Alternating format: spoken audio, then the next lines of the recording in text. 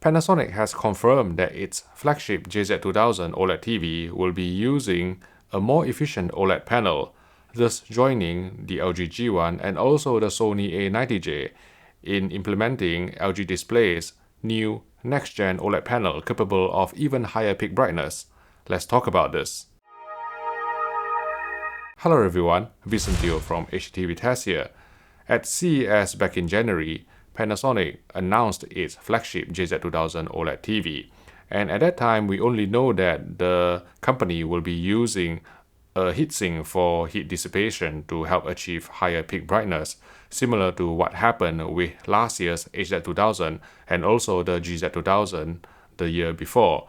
But in an interview published earlier this month by Japanese AV magazine Stereo Sound Online, Panasonic general managers Toyoshima-san and also Kawamura-san have confirmed that Panasonic will be using a more efficient OLED panel on the flagship JZ2000, which means that the OLED TV will be drawing the same level of current as previous OLED TVs, but this is still sufficient to allow for even higher peak brightness, and as a direct result, they have to rework the heatsink as well to accommodate this higher peak brightness and to fine-tune the heat dissipation process. Now, this is going to be very welcome news for those of you who want even higher peak brightness from OLED TVs. Now, I know since I published that video talking about how OLED can benefit from even higher peak brightness, some of you remain skeptical. But that is the way LG Display is going, and that seems to be the way the major OLED brands are going. So on the market, what we can see right now is that the flagship top-tier TVs from all the major OLED manufacturers in Europe will be utilizing this higher peak brightness OLED panel that has been developed by LG Display. Now, in case you haven't been following my videos, how LG Display has implemented this achievement to get even higher peak brightness is by the addition of a new green emitting layer as discovered by Mr. Bob O'Brien of DSCC or Display Supply Chain Consultants.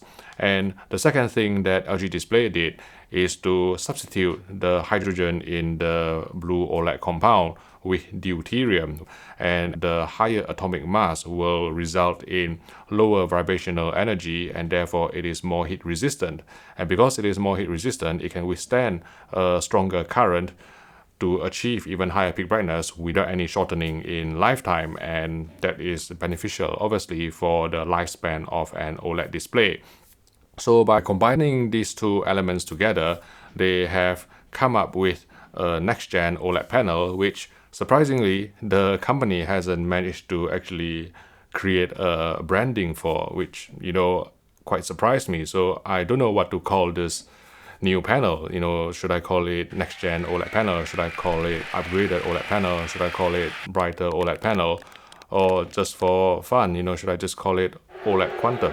But let's talk about all the other major OLED TV manufacturers who have adopted this new OLED panel on their flagship display. So we know that LG is going to be using this brighter OLED panel from LG Display on its flagship G1 series OLED, and they have branded it as OLED Evo. And I think that it is an extremely good name. It is an evolution of the OLED panel technology, which means that the peak brightness that is achieved isn't going to be massively higher. We are being quoted a figure of 20%, not only on a 10% window, but also full fill. But the company is not going to be using a heatsink unlike Panasonic and Sony, so I don't expect the peak brightness of the LG G1 to be able to match the Panasonic GZ2000 or the Sony A90J, depending again on what these two Japanese companies decide to do, because obviously they have their own philosophies and they can either drive the panel hard to achieve the highest peak brightness possible, or they just want to scale it back a bit and prolong the lifetime of the OLED panel. So that is from the point of view of the LG G1, and obviously the Panasonic GZ2000 will be combining both the heatsink method and also the new brighter OLED panel from LG Display. And obviously, specifically on the Panasonic G2000 new for 2021, it will be getting 2 HDMI 2.1 ports. Again, we are not sure whether this will be full bandwidth, this will be capable of 4K 120Hz or not, until Panasonic decides to divulge this information, hopefully next month. It will also have probably the most comprehensive inbuilt Atmos system on a television set with up-firing speakers and also new side-firing speakers. And then the game mode has been optimized to as low as 14 milliseconds with a 60Hz video signal as shown at CES.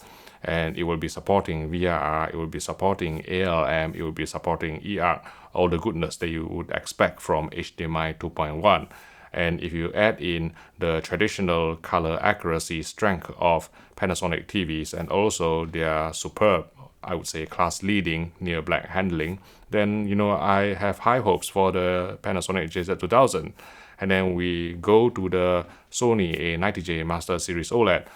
Sony being Sony, they haven't actually divulged any information or publicly stated that they are using a more efficient, brighter OLED panel from LG Display, Sony being Sony, obviously.